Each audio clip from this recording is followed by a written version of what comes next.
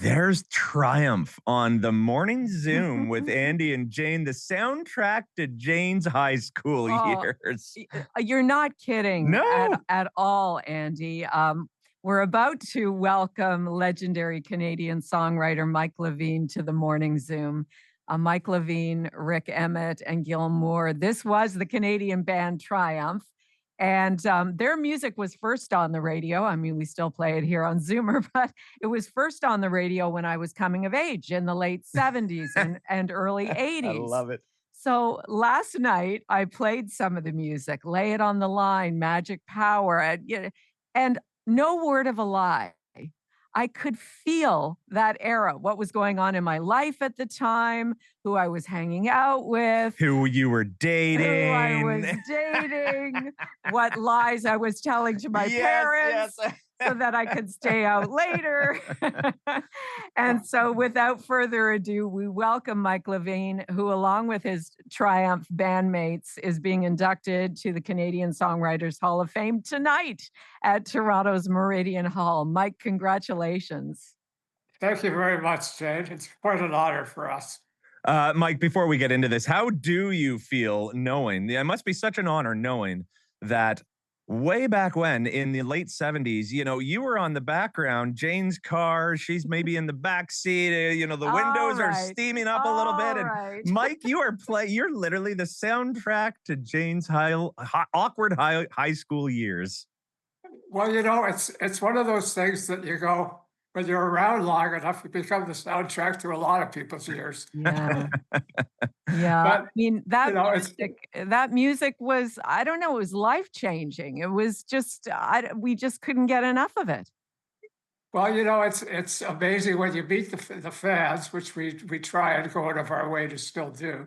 Um, Everybody's got a story about a song and a date, and I'm getting married, or getting pregnant, or whatever. There's some part of their life was intensely affected by a Triumph song, or hearing it on the radio, or buying an album, or being at a concert, or whatever it might be. So it's something that we feel really good about, that we actually did something good in with our lives, instead of being a bunch of musical bums.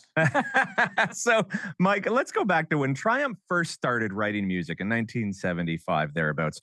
Was the art of songwriting something that you guys paid a lot of attention to, or was it something that where things just, they just came together? Like, what was your approach to songwriting when you first started out?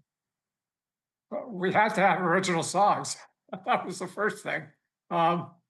Because we didn't have any. When a band starts, you got three guys that maybe have got ideas for songs, but you got to remember, back then, in 1975 and slightly before that, there wasn't a whole heck of a lot going on in the big city of Toronto. There was some things going on. You had bands that were developing. Rush had already been around three or 4 years, but not a lot. So the recording scene was kind of bereft of original material, and nobody really cared about songs because you couldn't get a record deal. So you had to play cover songs, which we did. But we jammed into our show as we started to write songs. We went, okay, if we're going to be a real band, then you got to have your own material. So Rick was the most prolific guy, because he had more time on his hands than Gil and I did. So he'd come into rehearsals, hey guys, I got this idea for a song, and Gil and I would go, that's garbage, Rick. Throw it. This band isn't going to get anywhere with that kind of crap. we could never play that live. That's just not going to cut it. But as time went on, things got better, and we'd go. We learned to, I guess, the word would be to triumphize. Take a song and triumphize it, make it sound like we wanted it to sound as Triumph. And whether that's changing a lyric or changing a melody or putting a new introduction on it with power guitars or whatever it might be, there was the opportunity to mess with the song because it was ours. We didn't need anybody's permission to, we got to change the lyric from Bob's your uncle to Bob's your aunt. You have to get permission to do that. Yeah. So, yeah, it was a stretch. I mean, we played when we were playing Young Street at the place called the Piccadilly Tube, which was our home on Young Street, at Young and Dundas. We played 4 sets. We played a set of Led Zeppelin, a set of Jimi Hendrix, Ooh, a set of Deep Purple, ooh. and then a Triumph original set. Now we crushed the audience with the Zeppelin stuff. We crushed them with the Hendrix stuff. We crushed them with the Purple stuff, Uh-oh. so they wouldn't throw tomatoes at us when they Yeah. had to listen to our garbage, you know? So we were able to sell our songs that way. And eventually, you know, we got rid of the Hendrix stuff, and all of a sudden there was more Triumph stuff in the show. And eventually we were able to put together enough material to make a record. Mike, how We is did. how is collaborative songwriting different from individual songwritings, the positives and the negatives? Um, Geez, you know, it's really weird. The positives are um, that you're getting more than just one opinion. And once you know, I was lucky enough at a very young age to meet some very, very heavy duty guys, songwriters. Jerry Lieber and Mike Stoller, who wrote most of the Elvis Presley songs. Teddy Randazzo, who wrote Tears of a Clown, and you know, great. You know, these guys were like the kings of songwriters. They said, you know what, you have to get used to as a songwriter is just because you wrote it doesn't mean it doesn't stink. In other words, everybody's poop stinks at some point, you know, Yeah, right.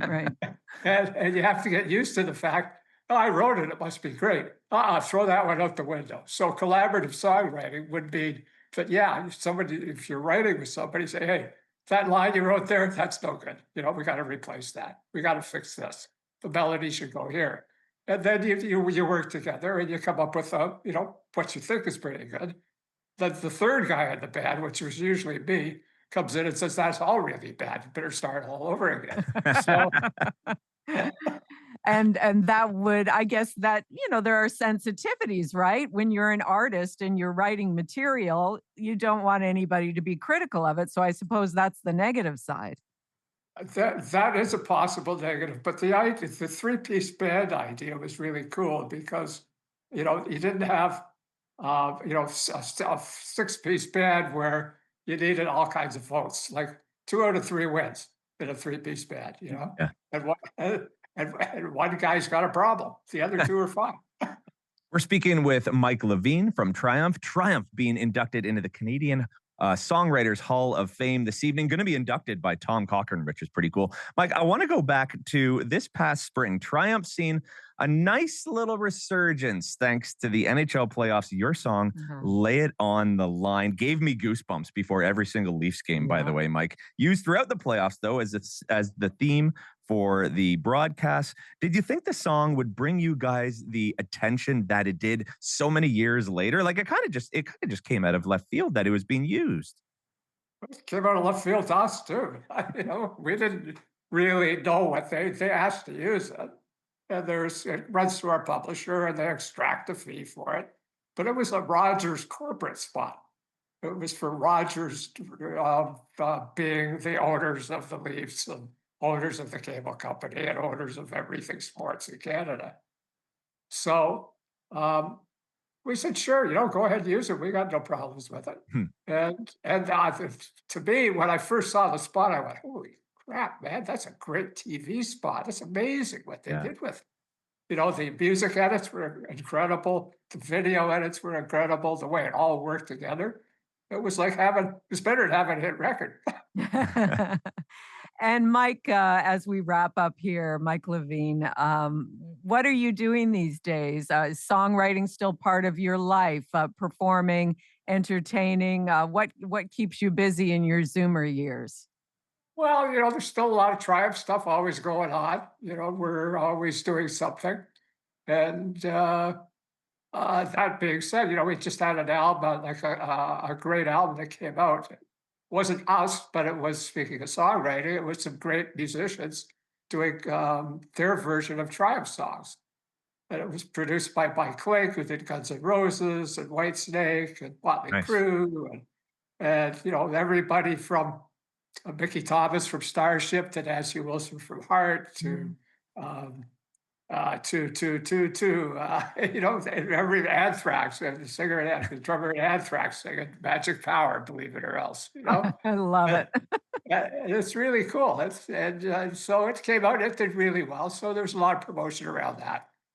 And there's always anniversaries of big shows like the US Festival. And so it's you know, we're in demand a lot for interviews. We're in demand to go play, really. And that's might happen to some extent. There might be some very interesting things coming up in the next month or two. Wow, you heard it here first. Yeah.